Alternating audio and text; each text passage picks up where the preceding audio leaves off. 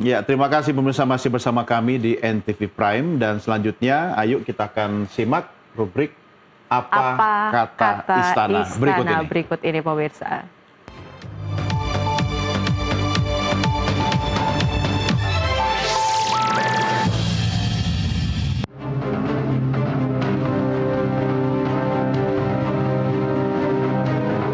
Di ujungnya kekayaan kita bocor, dirampok, dicuri, laporan palsu, under invoicing, pejabat disogok, nyelundup keluar, nyelundup ke dalam. Gimana negara bisa bertahan?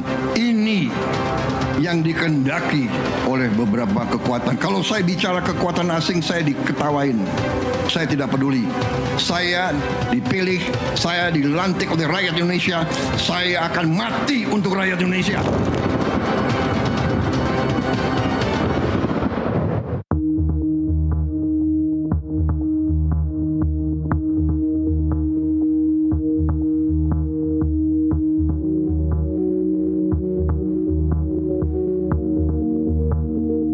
Dalam pidatonya di Kejagung pada Kamis lalu, Presiden menyinggung soal kebocoran anggaran akibat penyelewengan.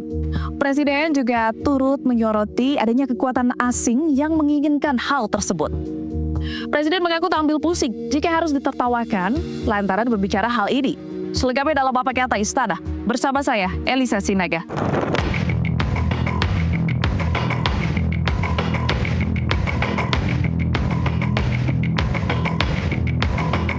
Presiden Prabowo menyaksikan langsung penyerahan hasil penyelamatan keuangan negara dari penyalahgunaan kawasan hutan senilai 6,6 triliun rupiah di Kejaksaan Agung Kamis siang.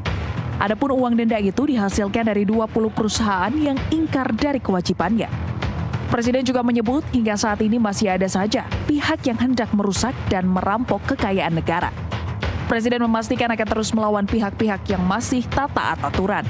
Korporasi 22, ini berapa? 20 perusahaan ini. 20 perusahaan. Ya. Ingkar, tidak mau memenuhi kewajiban mereka.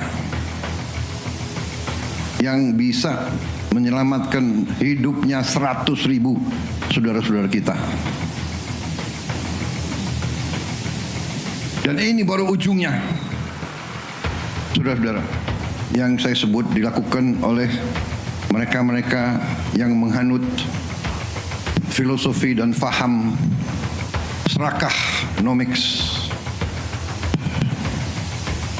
berani melecehkan, berani menghina negara kesatuan Republik Indonesia, menganggap sepele pemerintah Republik Indonesia, menganggap pejabat-pejabat di tiap eselon bisa dibeli, bisa disogok, sehingga mereka leluasa berbuat sekehendak mereka.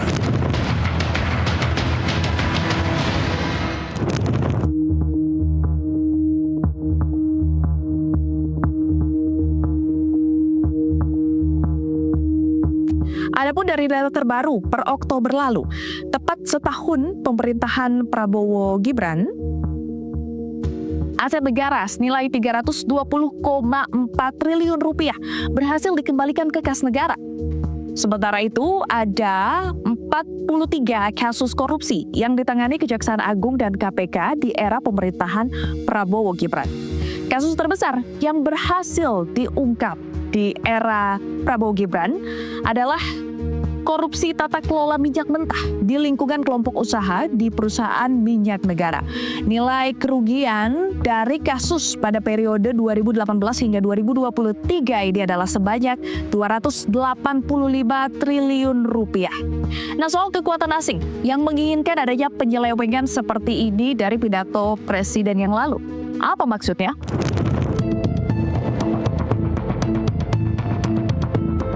Manajer media Amnesty International Indonesia, Hairil Halim, menilai bahwa narasi anti-asing yang kerap disinggung Presiden Prabowo sudah sering terdengar, bahkan semenjak Pilpres 2014.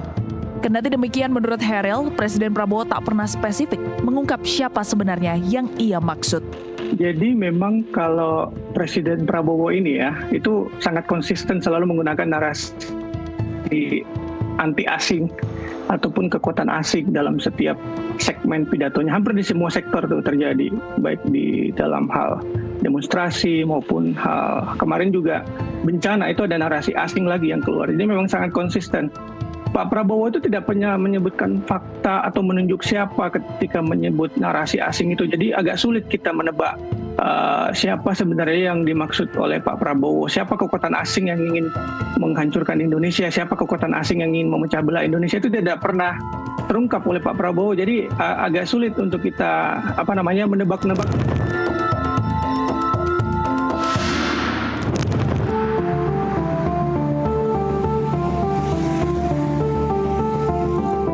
Heril juga menambahkan catatan bahwa kasus-kasus korupsi besar yang berhasil terungkap di era Presiden Prabowo harus diusut sampai ke akar. Mungkin ada beberapa kasus yang menjadi sampel dan yang sering digaung-gaungkan itu jumlah kerugian negaranya. Ya nggak sih, kalau di lapangan tuh jumlah kerugian negara, tapi apakah pihak-pihak yang terlibat di dalamnya itu udah benar-benar di belakangnya itu udah diusut betulan oleh pemerintah, ataukah hanya pihak-pihak yang mungkin berseberangan dengan pemerintah?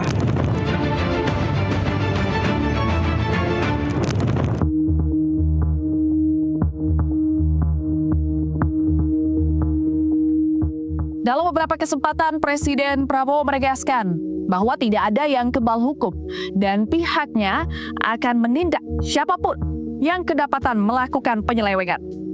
Seharusnya ini memberikan efek was-was ya bagi para pemegang kekuasaan. Elisa Sinaga, Indarmawan Hadade, Jurnalis NTV melaporkan.